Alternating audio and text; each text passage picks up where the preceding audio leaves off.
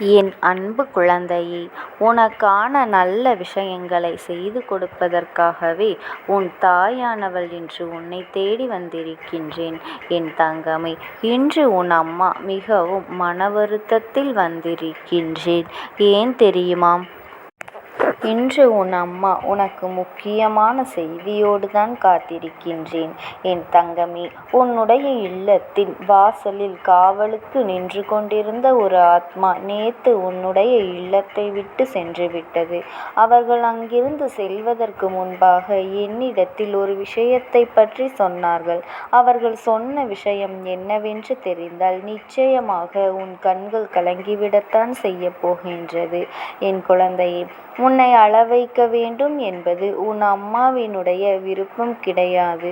உன்னை சுற்றி நடக்கின்ற விஷயங்கள் என்னவென்று தெரிந்து கொள்ள வேண்டும் என்பதற்காக உன்னிடத்தில் நான் வந்திருக்கின்றேன். என் பிள்ளையே, இந்த வாழ்க்கையில் நீ அதிகமாக நேசித்த ஒரு உறவு உன்னை விட்டு நிரந்தரமாக பிரிந்துவிட்டது. உனக்கு இப்பொழுதும் கூட ஒரு சந்தேகம் வரலாம். அம்மா தெய்வம் தானே காவலாக நின்று கொண்டிருப்பார்கள். ஆத்மா எப்படி என்னுடைய இல்லத்திற்குள் காவலாக நின்றிருக்கின்றது என்று நினைக்கலாம். என் பிள்ளையே, அவரின் மீது நீ அளவிற்கு கடந்து அன்பு வைத்திருந்தாய். நீ வைத்திருந்த அன்பின் பலனாகத்தான் உடலை விட்டு பிரியும் ஆத்மாவானது பின்பும் இந்த உலகத்தை விட்டு நிரந்தரமாக சென்ற பிறகும் கூட உன் மீது அதிகமாக அன்பு வைத்திருந்ததனால் இங்கிருந்து செல்ல முடியாமல் உன்னுடைய இல்லத்தை சுற்றி சுற்றி வந்து கொண்டிருக்கின்றார்கள். அதற்கு இன்னொரு காரணம் இருக்கின்றது. அவர்களை பற்றி நீங்கள் அனைவரும் அதிகமாக நினைத்து அழுது கொண்டிருப்பதும் தான் அதற்கு முக்கிய காரணம்.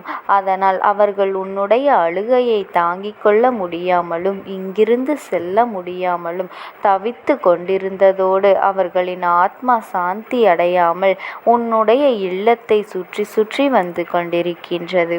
உனக்கு பாதுகாவலாக என் பிள்ளையே, அவர்கள் மிகவும் மனவேதனையோடு இருக்கின்றார்கள். உனக்கு அது தெரியாது அல்லவா? சில நேரங்களில் உனக்கே அவர்கள் உயிரோடு இருப்பதாக உணர்ந்திருப்பாய் அல்லவா? என் குழந்தையே, அப்படி தோன்றிய சில உணர்வுகளினால் உனக்கே அது மிகவும் அருகில் இருப்பது போல ஒரு உணர்வு வந்து இருக்கும். என் குழந்தையே, இப்படி சில விஷயங்கள் உனக்கு நிச்சயமாக ஏதோ ஒரு பதற்றத்தை ஏற்படுத்தி இருக்கும். அதற்கு காரணம் இந்த ஆத்மாதான் உன்னுடைய இல்லத்தை விட்டு சென்றது. ஏன் தெரியுமா?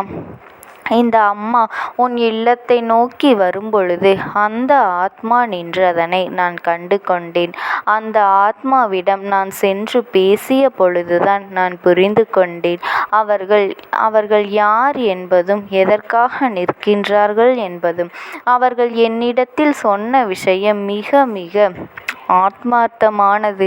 என் தங்க பிள்ளையே, உன்னுடைய கண்ணீரை கண்டு மனம் வருந்தி இங்கிருந்து செல்ல முடியாமல் தவித்து கொண்டு இருப்பதாகவும், என்னுடைய உலகம் இது அல்ல, ஆனால் என்னால் அங்கு செல்ல முடியவில்லை, என் அம்மாவே இவர்களுக்காக இங்கேயே நின்று கொண்டிருக்கின்றேன் என்று சொல்லி அழுதது. அது மட்டுமல்லாமல் அவர்களின் வேதனையை மொத்தமாக கொட்டி தீர்த்தார்கள்.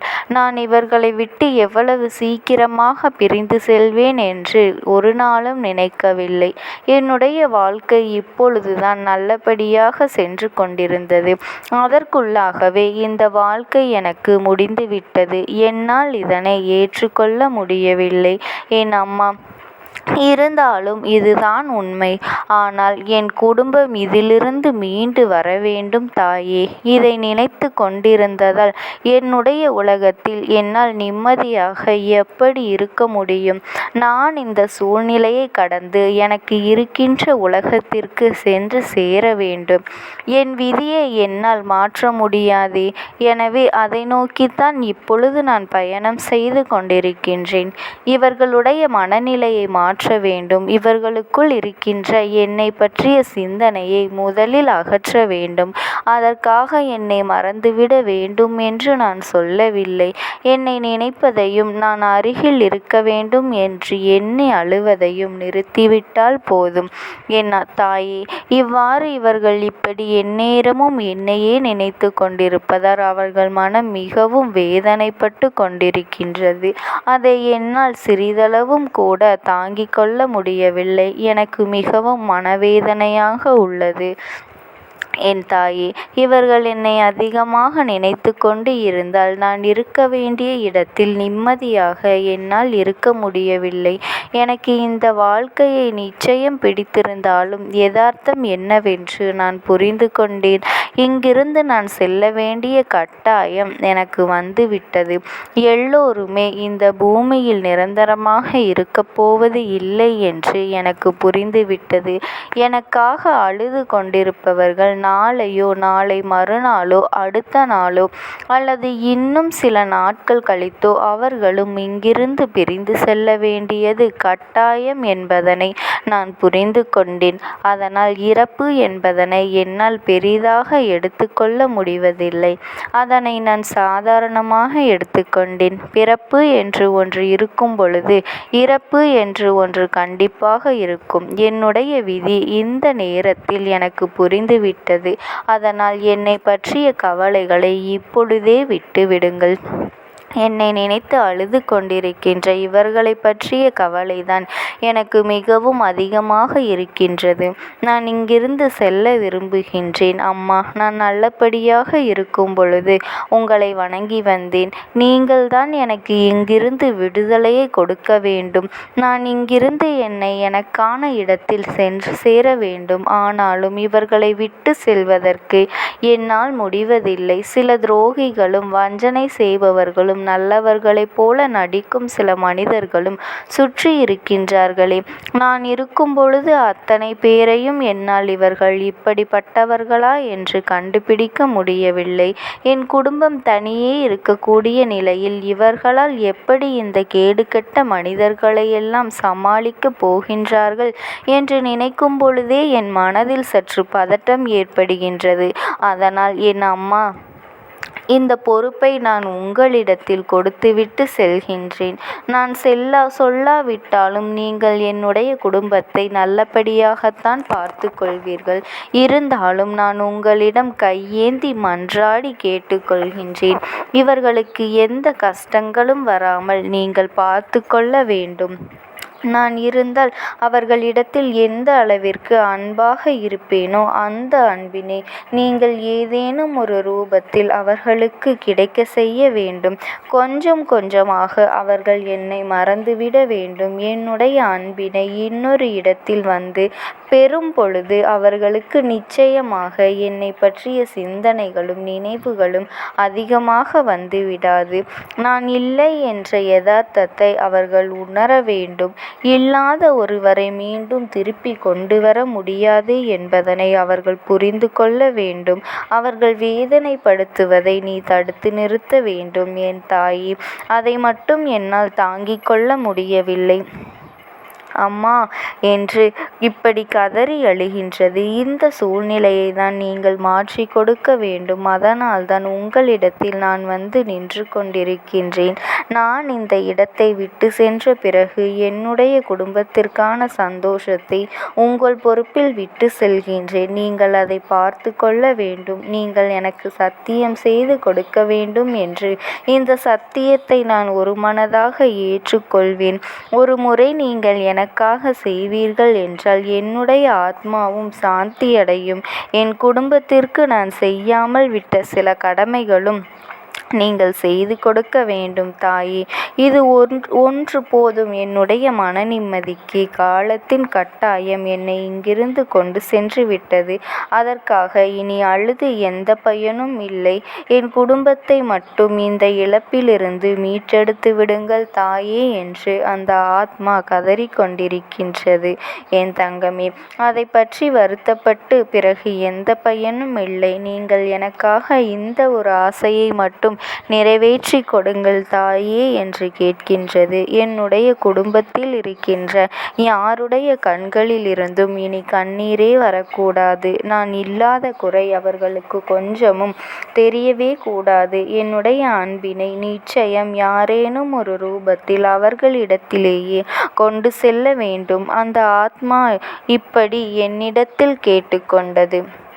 என் அன்பு குழந்தையே, அவரின் மனம் உன்னை விட்டு பிரிந்து சென்றிருந்தாலும், அவரின் உயிர் உன்னை விட்டு பிரிந்து சென்றிருந்தாலும், அவரின் மனம் நிச்சயம் உன்னை தேடிக்கொண்டுதான் இருக்கின்றது. நீ அவருக்காகவாவது எந்த ஒரு கஷ்டத்தையும் அனுபவிக்காமல், இனி மனவேதனை படாமல் நீ சந்தோஷமாக வாழ வேண்டும். இந்த தாயானவளினுடைய அன்பும் ஆசீர்வாதங்களும் என் அன்பு குழந்தைக்கு எப்பொழுதுமே உனக்கு துணையாகவே இருப்பேன். ஓம் சக்தி.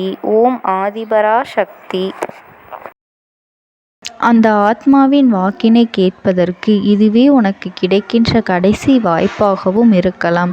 அதனால் என் பிள்ளையே, இந்த வாய்ப்பினை நீ சரியாக பயன்படுத்தி கொண்டு அந்த ஆத்மா உன்னோடு என்ன பேச நினைக்கின்றது, அவர்கள் எதை உன்னிடத்தில் சொல்ல நினைக்கின்றார்கள், வெளிப்படுத்த முயற்சி செய்கின்றார்கள், எதனால் உன்னை தேடி வந்திருக்கின்றார்கள் என்பதனை எல்லாம் நீ தெரிந்து கொள்ள வேண்டும். என் தங்க பிள்ளையே, அவர்கள் எப்படி இந்த தெய்வத்தின் அருகில் வந்தார்கள் என்று நீ யோசிக்கலாம். என் தங்கமே, உன்னுடைய இல்லத்தில் சமீபத்தில் இறந்து போன ஒருவரினுடைய ஆத்மாவானது சில நாட்களாகவே உன் இல்லத்தை சுற்றி சுற்றி வருகின்றது. இந்த அம்மா அதனை கண்டுவிட்ட பிறகு, எதற்கு இங்கே சுற்றி கொண்டிருக்கின்றாய்? நீ இருக்க வேண்டிய இடத்தில்தானே இருக்க வேண்டும். என் பிள்ளையின் வீட்டில் உனக்கு என்ன வேலை என்று கேட்ட பொழுதுதான் அந்த ஆத்மா என்னிடத்தில் சொன்ன விஷயம், எனக்கும் என்னிடத்தில் இருக்க வேண்டும் என்றுதான் ஆசையாக இருக்கின்றது. ஆனால் சில விஷயங்கள் என்னை அங்கே செல்ல விடாமல் தடுத்து கொண்டு இருக்கின்றது. எனக்கு என்னுடைய குடும்பத்தில் இருக்கின்றவர்களிடம் பேசியாக வேண்டும். என் மனதில் தோன்றுகின்ற சில விஷயங்களை அவர்களிடத்தில் சொல்லிவிட்டால் நான் மனநிறைவோடு இங்கிருந்து சென்று விடுவேன். சில விஷயங்களை நான் அவர்களோடு பகிர்ந்து கொள்ளாமல் விட்டுவிட்டேன். அதற்கு சரியான நேரம் இப்பொழுது வந்திருக்கின்றது. இப்பொழுதும் சொல்லாமல் நான் சென்று விட்டால் இனி காலம் முழுவதும் என்னால் அவர்களிடத்தில் சொல்லிவிட முடியாது. இதற்கு நீங்கள்தான் துணையாக நிற்க வேண்டும் அம்மா என்று என்னிடத்தில் வாய்ப்பினை ஏற்படுத்தி கொடுக்க வேண்டும் என்று கேட்டது. என் தங்க குழந்தையே, இப்படி இருக்கும் பொழுது அவர்களிடத்தில் சொல்லிவிட முடியாது. அந்த வாய்ப்பினை ஏற்படுத்தி கொடுத்து என் வீட்டில் உள்ளவர்களிடம் பேச வைக்க வேண்டும் என்று என்னிடத்தில் கோரிக்கை வைத்தது. என் தங்கமே, இப்படி மனதிலே எந்த கெட்ட எண்ணங்களும் இல்லாமல் உன் குடும்பத்திற்காக பேச வேண்டும் என்று கேட்ட ஆத்மாவிற்கு நான் அந்த வாய்ப்பு வழங்குவது தானே முறையாக இருக்கும். அதனால் இந்த அம்மா அந்த ஆத்மாவிற்கு அந்த வாய்ப்பினை கொடுக்க முடிவுகள் செய்து இப்பொழுது உன்னோடு பேசுவதற்காக வரவழைத்திருக்கின்றேன். என் பிள்ளையே, அந்த ஆத்மாவானது உன்னிடத்திலே என்ன பேசுகின்றார்கள் என்பதனை நான் என் மூலமாக உன்னிடத்தில் பேசி சொல்கின்றேன். இந்த அம்மாவிடத்திலிருந்து தான் அவர்கள் மனதில் பேச நினைப்பதை எல்லாம் பேச முடியும். என் தங்கமே, நேரடியாக ஒரு ஆத்மாவின் குரலை உன்னால் அத்தனை சுலபமாகவெல்லாம் கேட்டுவிட முடியாது. இந்த அம்மா அதற்காகத்தான் இன்று இந்த உதவியை செய்கின்றேன். என் குடும்பத்தில் இருக்கின்றவர்களிடம் பேச வந்திருக்கின்றேன். உங்கள் எல்லோரையும் நான் இனி காணவே முடியாது என்பதனை நான் உணர்ந்து கொண்டேன். என் வாழ்க்கையில் நிறைவாக இருந்து என்னால் உங்களுக்கு கஷ்டங்கள் வந்தாலும் உங்களால் எனக்கு எந்த கஷ்டங்களும் இதுநாள் வரையிலும் வந்தது கிடையாது. நான் நினைத்தது போல இந்த வாழ்க்கையை அத்தனை சந்தோஷமாக வாழ்ந்து கொண்டுதான் இருந்தேன். என் குடும்பத்தில் இருக்கின்றவர்களிடம் பேச வந்திருக்கின்றேன். உங்கள் எல்லோரையும் இனி நான் காணவே முடியாது என்பதனை நான் உணர்ந்து கொண்டேன். உங்களோடு இருந்த இந்த காலகட்டம் குறைவாக இருந்தாலும் நான் எனக்கு கிடைத்த சந்தோஷங்களும் மகிழ்ச்சியும் ஏராளமாக இருந்தது. அதனால் எனக்கு எந்த ஒரு கவலையும் இதுவரையில் இருந்ததே கிடையாது. நான் நினைத்தது போல இந்த வாழ்க்கையை நான் சந்தோஷமாகத்தான் வாழ்ந்து கொண்டு இருந்தேன். ஆனால் இவ்வளவு காலம் எனக்கு சீக்கிரமாக என்னுடைய ஆயுள் முடிந்துவிடும் என்று எனக்கு முன்பே தெரியாது. அது தெரிந்திருந்தால் நிச்சயமாக என் மனதில் இருக்கின்ற அத்தனை விஷயங்களையும் நான் உங்களிடத்தில் சொல்லியிருப்பேன். ஆனால் எல்லோரும் நினைப்பது போலத்தானே நானும் நினைத்திருந்தேன். எனக்கும் இந்த உலகத்தை விட்டு செல்ல வேண்டும் என்ற ஆசை கிடையாது. மற்றவர்கள் சொல்வது போல எதற்காக பிறந்தோம், நாம் ஏன் பிறந்தோம் என்று ஒரு நாளும் நான் நினைத்தது கிடையாது.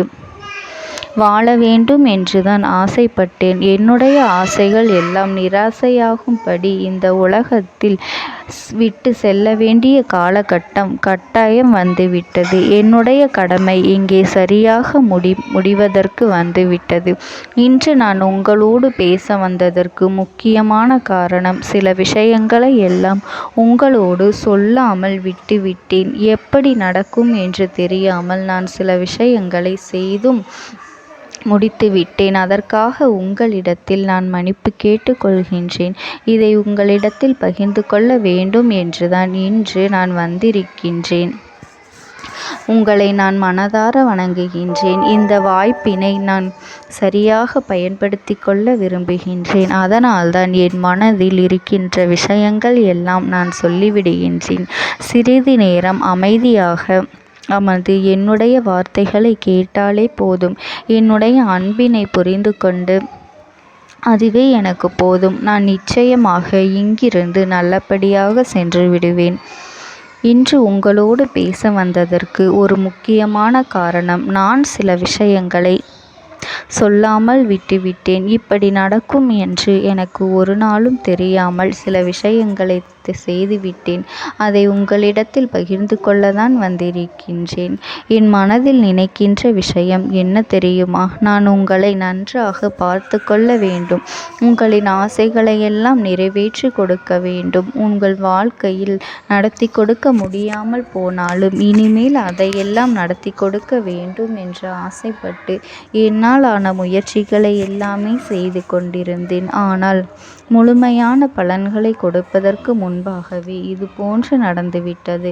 அதனால் நான் ஏதேனும் குற்றம் குறைகள் செய்திருந்தாலும், ஏதேனும் உங்களுக்கு மனதிற்குள் கஷ்டத்தை தந்திருந்தாலும் என்னை மன்னித்து விடுங்கள். நான் எப்பொழுதும் உங்கள் மீது உண்மையான அன்பினைத்தான் வைத்து கொண்டிருக்கின்றேன். நான் ஒரு நாளும் மனதில் ஒன்றும் வெளியில் ஒன்றுமாக ஒரு நாளும் நான் நடந்து கொண்டது இல்லை. அதனால் என்னவோ என்னுடைய குணங்கள் சிலருக்கு இங்கே பிடிப்பதே இல்லை. எதுவாக இருந்தாலும் என்னோடு இருக்கின்ற என் குடும்பத்திற்கு தெரியும் அல்லவா நான் யார், என்னுடைய அன்பு எப்படிப்பட்டது என்று. அதனால் என்னுடைய அன்பினை முழுமையாக உணர்ந்து கொள்ள வேண்டும் என்று அதனை இங்கிருந்து ஏற்றுக்கொள்ளவே முடியாத ஒரு விஷயமாகத்தான் இருந்தது.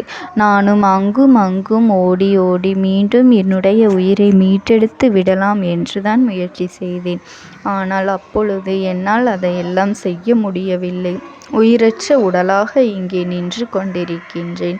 நாட்கள் செல்ல செல்ல இதை எனக்கு ஏற்றுக்கொள்ள பழகிவிட்டது. இனிமேல் இதுதான் என்னுடைய உலகம். மீண்டும் அங்கே செல்ல முடியாது என்பதனை நான் புரிந்து கொண்டேன். செல்ல முடியாவிட்டாலும் ஆத்மா என்று ஆன பிறகு என்னுடைய உலகத்தில் இருந்தால்தான் எனக்கு சந்தோஷம். மீண்டும் மனித வாழ்க்கைக்குள் என்னால் நுழைந்துவிட முடியாது. எனக்காக இத்தனை காலமும் அன்போடு பழகி எனக்கு எல்லாம் செய்த உங்களுக்கு நான் சொல்கின்ற விஷயம் ஒன்றுதான். நடந்தது எல்லாம் நடந்துவிட்டது. நடந்த விதையை யாராலும் இனி மாற்ற முடியாது. இனி நான் உங்களோடு இருக்க வேண்டும் என்று நினைத்தால் கூட அது நடக்காது. அதனால் இந்த வாழ்க்கையில் நீங்கள் நல்லபடியாக வாழ்ந்து சந்தோஷமாக இருக்க வேண்டும் என்றுதான் அந்த ஆத்மா மனது வேதனைப்பட்டு உன்னோடு பேசுகின்றது. என் தங்க குழந்தையே, யார் உன்னை விட்டு சென்றாலும் இந்த தாயானவளினுடைய அன்பும் ஆசீர்வாதங்களும் உனக்கு என்றென்றைக்குமே முழுமையாக கிடைத்து கொண்டே இருக்கும். அதனால் நீ எதை நினைத்தும் கவலைப்படாதே. உனக்காக எப்பொழுதும் நான் இருந்து கொண்டே இருப்பேன். ஓம் சக்தி. ஓம் ஆதிபரா சக்தி. நீ விடுதலை கொடுக்க மாட்டாயா என்று என் பிள்ளை நீ என்னை பார்த்து கேட்கின்ற விஷயத்திற்குத்தான் நான் முடிவினை கட்டப் போகின்றேன். இன்னமும் சுருக்கமாக உனக்கு சொல்ல வேண்டும் என்றால், உன்னுடைய பிடிவாதம் இந்த அம்மாவினிடத்தில் ஜெயித்து விட்டது என்பதுதான் உண்மை. என் குழந்தைக்கு எந்த ஒரு விஷயம் வேண்டும் என்று அடம்பிடித்து இத்தனை காலமும் நீ நின்று கொண்டிருந்தாயோ, அந்த ஒரு விஷயத்திலிருந்து உன் அம்மா நான் உனக்கு விடுதலையை கொடுக்க வேண்டும் என்று என் முன்னால் கதறி அழுதாயோ, அந்த விஷயத்தை இன்று உனக்கு நான் முடித்து வைக்கின்றேன். என் பிள்ளையே, சுற்றி இருக்கின்ற உறவுகளையெல்லாம் நம்புவதை விட்டுவிட்டு சற்று விலகி நிற்பதுதான் எல்லோருக்குமே நல்லது. ஏனென்றால் யாருடைய குணம் எப்பொழுது எப்படி மாறும் என்று யாராலும் கணித்துவிட முடியாது. ஒருவரிடத்தில் நல்லபடியாக பேசிக்கொண்டு வந்திருப்பாயானால் அவர்கள் மனதிற்குள் என்ன இருக்கின்றது என்று உன்னால் ஒரு பொழுதும் தெரிந்து கொள்ள முடியாது. அவர்களுக்குள் 1000 விஷயங்கள் ஓடும். உனக்கு செய்து தருவேன் என்று வாக்குறுதியை கொடுப்பார்கள். ஆனால் அதன் பிறகு பார்த்தாயானால் ஒரு நிமிடம் கூட யோசிக்காமல் சற்றென்று இவர்களுக்கு முடியாது என்று சொல்லிவிடுவார்கள். மனதிற்குள் அவர்கள் நினைப்பது, நீ சொல்வதை சொல்லிவிட்டு போ, நான் எதற்காக உனக்கு உதவி செய்ய வேண்டும் என்று எண்ணிக்கொண்டிருப்பார்கள். இது போன்ற போலிகள் அதிகமாக நிறைந்து இருக்கின்ற இந்த உலகத்தில் ஒரு விஷயத்திற்காக என் பிள்ளை நீ ஆசைப்படுகின்றாய் என்றால் அதை மிகவும் நான் கவனத்தோடு புரிந்து கொண்டு உன் வாழ்க்கைக்கு அது சரியா தவறா என்று, தேவைதானா தேவையில்லையா என்று, ஒரு வேலை கிடைத்தால் உன் வாழ்க்கை தெளிவாக இருக்குமா என்றால் நான் புரிந்து கொண்டுதான் உன் அம்மா நான் உன்னிடத்திலே சொல்ல முடியும் என்பதனை புரிந்து கொள். உனக்கு எத்தனை கால தாமதங்கள் ஆகியது என்பதனை அதனை புரிந்து கொள்ள அதை உன்னிடத்தில் ஒப்படைக்க வந்ததற்கு காரணம், பல அதிசக்தி வாய்ந்த பூஜைகளாலும் தெய்வங்களை நீ தொடர்ந்து வணங்கி கொண்டிருப்பதாலும் மட்டும்தான் உன் வேண்டுதல்கள் உச்சத்தை தொட்டுவிட்டது. தெய்வத்தின் மனதை நீ தொட்டுவிட்டாய். இனிமேல் உன்னிடத்திலிருந்து தெய்வத்தினால் தப்பிக்க முடியாது. நிச்சயமாக இனிமேல் இதனை நீ கொடுத்துதான் ஆக வேண்டும். எந்த எல்லைக்கும் செல்வதற்கு தயாராகிவிட்டாய். கடவுளுக்கு என்னென்ன செய்ய வேண்டுமோ அதையெல்லாம் என் பிள்ளை மனதார செய்து விட்டாய். உன்னுடைய அன்பிற்கு இந்த அம்மா நான் 5வது நாள் உன் வாழ்க்கையில் மிகப்பெரிய பிரச்சனையை தீர்த்து கொடுக்கின்றேன். அம்மாவினை நம்பினால் உனக்கு சத்தியம். என்னை நீ நம்பவில்லை என்றால் இந்த அம்மாவினால் நிச்சயமாக எந்த விஷயத்திலும் இதற்கு பொறுப்பாக முடியாது. உனக்கு நடப்பதை கூட நீ உணராமல் இருந்துவிட்டு நிச்சயமாக உன்னுடைய மனநிலையில் தான் மாற்றங்களை கொண்டு வர வேண்டும். இதனை புரிந்து கொள். ஒரு முறை அல்ல, பல முறை இதை நான் சொல்லியிருக்கின்றேன். வாழ்க்கையில் தெய்வத்தினுடைய சக்தி வந்துவிட்டது என்றால் உனக்கு பல நல்ல விஷயங்கள் செய்வதற்கு முயற்சிகளையும் செய்து கொடுத்தது. ஆனால் என் பிள்ளை நீ உன் மனதிற்குள் வைத்திருக்கின்ற தேவையற்ற எண்ணங்களால் அதை